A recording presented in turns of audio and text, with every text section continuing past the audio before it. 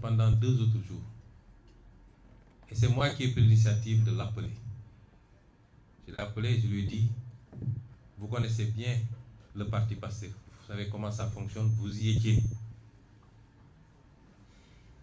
Le parti PASTEF est très organisé. Quand le président Macky Sall a souhaité me rencontrer en tant que président de PASTEF, lors de l'épisode de la Covid, je lui ai dit, vous étiez là. On a convoqué le bureau politique pour apprécier. Et l'avis majoritaire était qu'il fallait aller répondre. On ne s'en est pas arrêté là. On a fait une conférence avec l'ensemble des 46 départements qui ont donné leur opinion. Ensuite, avec la diaspora. Chacun a donné son opinion et l'avis majoritaire, c'était qu'il fallait répondre à cette convocation. C'est ça qui m'a amené, pour la première fois au palais à une rencontre avec le président Macky Sall. Et c'est comme ça que ça se passe. Quand le président Diouf a voulu avoir le président Wade dans son cabinet, dans son gouvernement, il l'a appelé, ils en ont échangé, ils sont accordés sur l'essentiel. Et ce président Wade, on lui a notifié les portefeuilles ministériels et il a choisi ses collaborateurs. C'est comme ça que ça se passe. Donc vous ne pouvez pas venir contourner le président du parti, les instances du parti, appeler les gens individuellement. Or, nous ne vous avons pas fermé la porte. Si vous m'appelez, malgré tout ce qui s'est passé entre nous, toute la discourtoisie qu'il y a eu dans nos relations, et malgré tout ce qu'on a fait pour vous, mais malgré tout, si vous m'appelez, je viendrai répondre. Et on discutera. Il a refusé en disant qu'il ne recevrait pas. Je lui ai dit maintenant, j'ai l'impression que le problème est devenu un problème personnel. Je ne sais pas qu'est-ce que je vous ai fait. Je ne sais pas pourquoi il y a une fixation sur ma personne. Je ne sais même pas si c'est une fascination. Je ne sais pas quel est le problème. Mais je m'écarte et je désigne 4 membres du parti qui sont tous des caciques de ce parti et qui ont tous une relation particulière avec toi. En l'occurrence, M. Alioune Sall, ici présent, M. Birame Souleye Diop, ici présent, M. Daouda Ngom et M. El Malick Ndiaye. Il m'a dit, je ne vais pas les recevoir parce qu'ils m'ont manqué de respect. Quand cela ne tient. J'ai essayé de le convaincre. Finalement, il a dit, le Premier ministre va les recevoir. Ils sont allés voir le Premier ministre et ils ont discuté sur les questions que le parti avait soulevées, notamment la gestion de la dette, le pouvoir d'achat des Sénégalais, son maintien, à défaut de baisser au moins son maintien au niveau actuel. Ça a été un combat pendant des mois et des mois à la primature. Ensuite, la question des renégociations des contrats stratégiques du pays, sur laquelle nous avons eu des résultats appréciables. Et enfin, la question de la justice et de la reddition des comptes, qu'on avait promis aux Sénégalais, mais qui est totalement sabotée depuis qu'on est là. Et sabotée de l'intérieur. Ce qui fait qu'en 2 ans, il n'y a rien qui a été fait au niveau de ces dossiers. Rien de consistant en tout cas. Il dit, ces questions, c'est des préoccupations du parti. On a discuté, il a pris l'engagement en disant qu'il m'a avoué qu'il n'avait pris aucun engagement, lui et son ministère des Finances, vis-à-vis du FMI, allant dans le sens de restructuration de la dette, qu'ils ont maintenu la même position et qu'ils travaillaient sur une solution différente, notamment de garantie. D'accord. Sur la question du pouvoir d'achat, il a dit qu'autant que possible, ils feront tout pour ne pas augmenter ou libérer les prix, ou appliquer la vérité des prix sur certains produits qui sont subventionnés, mais que si ça devenait intenable, ils seront obligés d'appliquer la vérité des prix. De la même manière, la dette, si la situation devenait intenable, ils seraient obligés d'accepter la restructuration. À propos des négociations, il a dit que rien n'a changé, sauf qu'il faut qu'on regarde au cas par cas parce qu'on commence à avoir des notifications de contentieux. Et enfin, à propos de la justice, il considère qu'on a la meilleure justice du monde. Je ne parle pas de la justice de manière générale d'ailleurs. parce que je sais qu'il y a d'excellents avocats, d'excellents magistrats qui font bien leur travail, et Madame le ministre de la Justice le sait. On parle spécifiquement de dossiers que vous connaissez. Et lui, il considère que ça se passe très bien, ce qui n'est pas mon cas, et ce qui n'est pas le cas de la majorité des Sénégalais qui considèrent qu'il y a un problème de justice dans ce pays. Et le casting qui a été fait au niveau du ministère de la Justice ne nous rassure pas, parce que voilà un acteur qui était au cœur des dossiers traités par certaines juridictions. Moi-même, j'ai eu à être contacté plusieurs fois par rapport à certains dossiers. Mais nous allons apprécier. Nous avons nos doutes, mais nous allons apprécier. Et nous ferons le nécessaire à partir de l'Assemblée nationale, rassurez-vous. Donc, toutes ces réponses sont en demi-teinte. Et sur la dernière question, elle n'est pas convaincante. Ça veut dire que je n'ai pas été convaincu. Ensuite, nous avons discuté du gouvernement. Je lui ai dit, PASTEF est le parti majoritaire qui détient 130 députés sur 165 à l'Assemblée nationale. C'est le parti majoritaire. En démocratie, si les choses se passaient normalement, si vous avez un problème avec le Premier ministre, si c'est le Premier ministre lui-même qui vous pose problème, vous demandez au parti majoritaire de désigner un autre Premier ministre et de former un gouvernement. Et je vous l'avais proposé depuis très longtemps. Vous ne l'avez pas fait et vous êtes allé prendre un Premier ministre qui n'a rien à voir avec notre combat. J'en profite pour lui demander de rester technocrate, de sortir du jeu politique, puisqu'il a été choisi pour être un technocrate, d'après ce qu'on nous dit. Il n'a qu'à s'en limiter à ça, parce que je sais beaucoup de choses sur ce qui se passe et ce qu'il fait. Par courtoisie, j'ai été très courtois avec lui jusqu'à présent. Il ne faut pas qu'il nous provoque. Monsieur le Premier ministre Al-Amin Lo, restez à votre place. Le champ politique n'est pas le vôtre. J'ai dit, vous n'avez pas choisi. Vous n'avez pas donné la possibilité de choisir. Vous choisissez sans nous informer. Mais, malgré tout, on ne boude pas. Pour la formation du gouvernement et la courtoisie de nous appeler, on discute. Moi, je suis décalé, je n'ai pas de problème. Mais je suis le président du parti. Et si tu ne peux pas parler avec moi, mais accepte de parler à mes émissaires. Il n'en a pas voulu. Donc, depuis là, il a demandé, il a accepté que les émissaires rencontrent le Premier ministre. Ce qui a été fait, celui-là a enregistré et a promis de rendre compte au président qui ne reviendra. Le lendemain, il a appelé pour dire que le président allait me contacter pour qu'on discute. Il ne l'a pas fait. 2 jours, 3 jours, 4 jours, jusqu'à hier, avant-hier nuit, il m'a envoyé un message vers 23h pour me demander de passer au palais. Ce que je ne pouvais pas faire. Et on s'était donné rendez-vous le lendemain, c'est-à-dire hier matin à 8h. Je me suis rendu, nous avons discuté de toutes les questions que j'ai soulevées. Il a donné les réponses que je vous ai dites. Et ensuite, on a discuté de la formation du gouvernement. Il dit, nous sommes le parti majoritaire. Qu'est-ce que vous mettez sur la table? Parce que nous, si on s'engage, c'est nous qui donnons caution politique au gouvernement. Parce que je ne vois pas de formation politique digne de ce nom, capable aujourd'hui d'assumer la place de PASTEF. Et on ne peut pas former un gouvernement, gérer un exécutif sans une assise politique sérieuse. Ça n'existe dans aucun pays du monde. Ce qui se passe est inédit. Hier, on a eu un gouvernement qui est un gouvernement suspendu, sans ramification, sans assise politique. Historiquement, le Parti socialiste a dirigé pendant 40 ans avec une assise politique très, très solide, passée de parti unique jusqu'à la perte du pouvoir.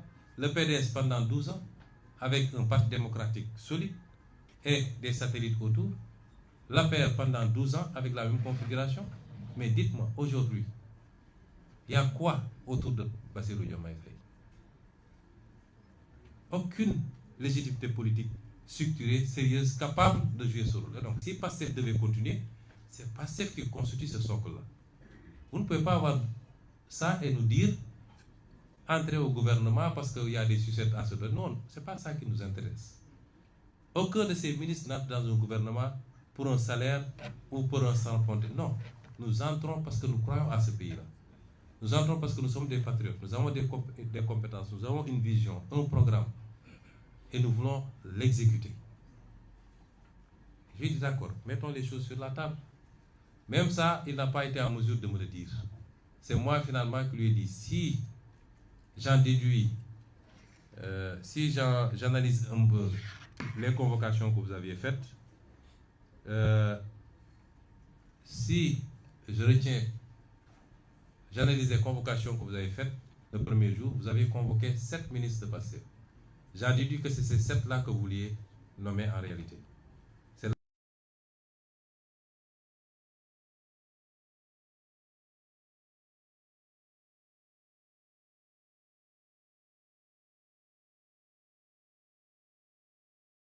Nous ne devrions plus être des représentants de Pastef parce qu'ils ont outrepassé les consignes du parti pour aller répondre individuellement, notamment le ministre Bala Moussa Fofana, le ministre Si, comment ça s'appelle, Ibrahim Si. C'est bizarre, j'ai jamais pu retenir son nom, son prénom d'ailleurs. Ibrahim Si, le ministre Yankouba Diémé. Je lui ai dit, si on devait s'accorder, même ces 3-là ne sont pas des ministres de Pastef. Et si je les enlève des 7, ça veut dire que vous nous proposez 4 postes ministériels sur 30 et aucun portefeuille d'État pour un parti majoritaire. Comment vous pouvez envisager ça? Bon, de fil en aiguille, il m'a dit, bon, je peux aller jusqu'à 8. J'ai dit, Monsieur le Président, nous ne demandons pas des postes ministériels. Si Pastef doit siéger au gouvernement et assumer tout le bilan, parce que quand ça va marcher, on va dire c'est Diomaye, mais quand ça ne marche pas, on va dire que c'est Pastef. C'est comme ça que ça marche dans ce pays. Nous, on n'a rien à gagner à entrer dans ce gouvernement. Nous avons fait 2 ans à la primature avec un gouvernement majoritairement Pastef. Notre bilan est largement positif. Nous avons bloqué les prix, nous les avons baissés, nous avons renégocié les contrats, nous avons révélé la dette cachée, nous avons respecté toutes les échéances de la dette, nous avons tenu tous les engagements de l'État, nous avons réussi les grands programmes sur les campagnes agricoles. Notre bilan est positif. Nonobstant l'héritage très difficile avec cette dette cachée, nous ne gagnons rien aujourd'hui à entrer dans le gouvernement. Si on y entre, c'est patriotisme. Nous avons beaucoup à perdre en entrant dans ce gouvernement, avec un président dont nous ne savons plus l'orientation. À partir de ce moment, Pastef n'entrera pas dans un gouvernement où il ne peut pas avoir au moins la moitié des portefeuilles ministériels, avec des portefeuilles de souveraineté, avec une continuité à l'Assemblée nationale, et nous allons vous accompagner. Il est resté figé dans ses positions. Je dis d'accord, je vais rendre compte. J'ai rendu compte à l'ensemble des ministres qui ont rejeté et l'ensemble des autres membres du parti qui ont rejeté totalement, massivement et sans exception. Et c'est pourquoi ensuite je l'ai appelé pour lui notifier la décision du parti de ne pas rejoindre un gouvernement dans ces conditions. Je sais que l'accouchement a été très difficile. La formation du gouvernement a été très délicate. Jusqu'à la dernière minute, on appelait à gauche, à droite, sans avoir eu le temps de contrôler même les profils, pour proposer des portefeuilles ministériels à gauche, à droite. Un pays, c'est sérieux. Un gouvernement, c'est sérieux. J'ai l'impression que le président Bassirou Diomaye Faye ne sait pas ce que c'est un gouvernement. On ne forme pas un gouvernement dans ces conditions. Hier, jusqu'à 19h, des militants de Pastef, ici et de la diaspora, m'ont contacté pour me dire, le président vient de m'appeler, il me dit qu'il va me mettre dans son gouvernement. On ne forme pas un gouvernement à la légère. Et c'est pourquoi nous avons un gouvernement qui sera difficile. Et c'est parce qu'ils savent que le gouvernement n'a pas d'assises politiques, c'est pourquoi ils disent qu'ils ont fait un gouvernement de technocrates. Tous les politiques sont des technocrates. Moi, je suis inspecteur des impôts, Birame Souleye est inspecteur des impôts, Yacine était fonctionnaire aux Nations Unies. ainsi de suite. Aliou Sall est ingénieur informatique, il est juriste. Tous les gens qui sont là, Daouda Ngom est professeur à l'université, nous sommes tous des technocrates. Ceux qui sont là-bas n'ont rien de plus que nous avons choisi de faire la politique eux pas. C'est ça la réalité. C'est du saupoudrage. Alors, quelle est la suite? Nous sommes obligés de cohabiter. J'ai alerté le président il y a quelques mois. J'ai été le premier à parler de cohabitation douce. Ça aurait pu être dans la configuration qui était en vigueur à ce moment. Et il n'en a eu cure. Nous sommes, qu'il le veuille ou pas, dans une situation de cohabitation. Il n'a pas un seul député à l'Assemblée nationale sur 165. Un seul. PASTEF a 130 députés sur 165. Ça, si ça n'impose pas la cohabitation, ce serait quoi la cohabitation? Il faut qu'il arrête qu'on le pompe pour lui dire c'est toi le président, tu as tous les pouvoirs. Il n'a pas tous les pouvoirs. Il n'a pas plus de pouvoir que les autres d'ailleurs, actuellement, dans la configuration actuelle. Il faut qu'il redescende de son piédestal et qu'on se parle en responsable, dans l'intérêt de ce pays. Ceux qui le poussent à aller vers une guerre ne lui rendent pas service. Je lui parle en tant que grand frère, je ne parle même pas du président. Il ne lui rend pas service. La politique a ses règles. Dans tous les pays du monde, on est obligé. Même dans les pays où le régime est présidentiel strict, comme aux États-Unis, quand le président perd les élections de mi-mandat, il est obligé de faire avec un congrès où il est minoritaire et il négocie pour ne pas avoir de shutdown et qu'on lui adopte son budget. C'est ça la démocratie. Parce que c'est la volonté populaire qui s'est exprimée et qui a dit je confie l'Assemblée nationale à cette force politique. Il faut respecter cela. S'il ne le fait pas, il va nous entraîner vers une crise dont le pays n'a pas besoin. Les Sénégalais sont fatigués. Ce qu'ils attendent de lui, en tant qu'exécutif, avec son gouvernement, son budget, c'est de faire moins de politique politicienne. Et malheureusement, il s'est encadré de gens qui ne font que ça, et de se mettre au travail. Nous sommes là pour l'accompagner. Et c'est pourquoi j'ai dit tout à l'heure que si je le voulais et si PASTEF le veut, demain, en tout cas dans 72 heures, ce gouvernement peut tomber. Parce qu'on a la possibilité de censurer. Mais on n'est pas dans des histoires de vendetta. Nous nous préoccupons d'abord de l'intérêt supérieur de ce pays. Et c'est pourquoi nous ne censurerons pas. Nous allons les accompagner. Et je lui ai dit ça hier dans son bureau. Ton adversaire, ce n'est pas nous. Même en perspective 2029, ce n'est pas nous tes adversaires. Ce n'est pas nous. Si tu veux avoir quelque chose en 2029, réponds aux préoccupations des Sénégalais. Quand vous gérez le pouvoir, votre bilan, ce n'est pas est-ce que j'ai pu liquider tel homme politique, etc. Il faut demander au régime qui était là.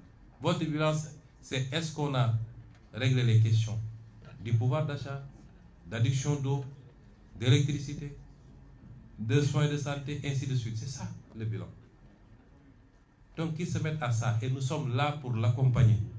Tout ce qui incombera à l'Assemblée nationale dans le vote de la loi, dans l'exécution, l'accompagnement budgétaire, dans le contrôle des politiques publiques, dans le contrôle d'action gouvernementale, tout ce qui est du pouvoir de l'Assemblée nationale, nous sommes là pour le mettre à disposition et accompagner pour qu'il réussisse. Parce que s'il réussit, nous aurons réussi nous également. Nous en sommes là. Mais il faut être deux pour faire la paix. Il faut être deux pour faire la paix. Et les provocations ont déjà démarré. Parce que tout ce qu'ils sont en train de faire, convoquer des députés en pleine session, vouloir les arrêter dans l'enceinte de l'Assemblée nationale, arrêter à gauche, à droite des militants, c'est pour essayer de provoquer PASTEF, de provoquer une réaction, surtout au niveau des jeunes, et de pouvoir communiquer sur une image d'un parti qui serait un parti belliqueux, un parti, etc. C'est pourquoi j'en appelle encore une fois aux jeunes. Restez calmes. La directive a toujours été la même depuis longtemps. Restez calmes et sereins. continuer le travail politique qu'on vous a confié, de massification, de communication, d'organisation. Certaines déclarations, ça n'apporte rien au parti. Certains comportements n'apportent rien au parti. Donc la paix, il faut être deux pour la faire. Et il ne faut pas qu'ils soient les premiers à être dans la provocation. À utiliser les mêmes leviers que les gens ont utilisés pendant 10 ans pour fracasser du Sonko, pour casser du Pastef, en utilisant la justice, le Conseil constitutionnel, les FDS. Il faut qu'ils sortent de ça, parce que c'est qu'il y a des gens qui lui font croire à ça. Ça ne lui apportera absolument rien. Restons dans la sérénité. Mettons les intérêts supérieurs de ce pays au devant de toute autre préoccupation. Mettons-nous au travail pour soulager les Sénégalais. Rassurons les partenaires du Sénégal, les bailleurs de fonds, les investisseurs. Parce que si on entre dans une crise de dissolution, de censure, ils n'auront jamais d'accord avec le FMI. Et personne ne viendra au Sénégal pour investir. Je ne devais pas être le premier à me préoccuper de ces questions-là. Ça devait être le président lui-même.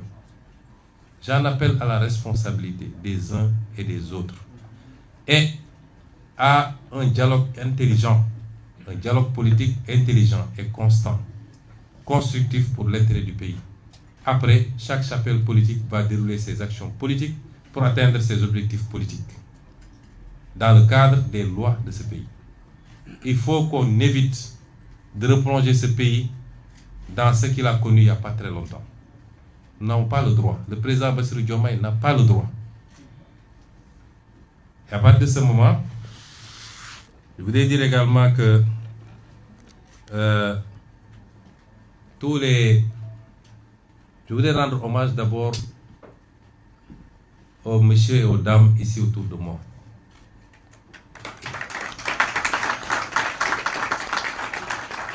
Partout au Sénégal, partout en Afrique, votre attitude a été saluée. Parce que ce n'est pas courant en Afrique d'avoir ces postes. Je disais ce matin que Pastef est en train de hisser le jeu politique au Sénégal à un niveau qu'on n'avait jamais imaginé. Souvent, on voyait dans ce qu'on appelle les grandes démocraties, ces configurations, etc. Tout le débat, est-ce qu'on peut le faire, le réussir tous ensemble, avec l'opposition, avec le pouvoir, sans abîmer nos institutions et sans rouvrir la porte au vieux démon. C'est ça le débat. Mais ce qui se passe actuellement, c'est un niveau de démocratie qu'on a rarement vu, même ailleurs, dans ce qu'on appelle les grandes démocraties. Et on le doit à Pastef.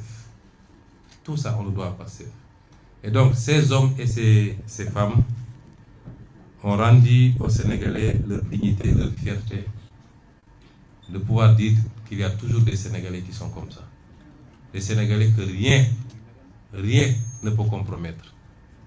Les Sénégalais qui savent qui ils sont, qui ont des convictions fortes, qui ont un honneur et une dignité. Ils en font partie. Le président de l'Assemblée nationale a posé le premier acte l'autre semaine, aujourd'hui, sur 20 ministres de Pastef, plus de premiers ministres, ce qui fait 21. Il n'y en a que 5 qui ont cédé aux sirènes du pouvoir. 5. C'est un exploit qu'il faut saluer à sa juste valeur. Je ne vais pas revenir sur les DG, je crois que le message est passé à Wolof. Et je voudrais terminer par réitérer mon appel aux militants, aux militantes et aux sympathisants et sympathisantes. Restez calmes. Restez calmes. Aussi bien sur le plan verbal que sur le plan comportemental. Le projet Pastef est le projet majoritaire dans ce pays. Et c'est le projet qui est le mieux en perspective pour rafler toutes les élections à venir. Ne cédez à aucune provocation. Restez calme.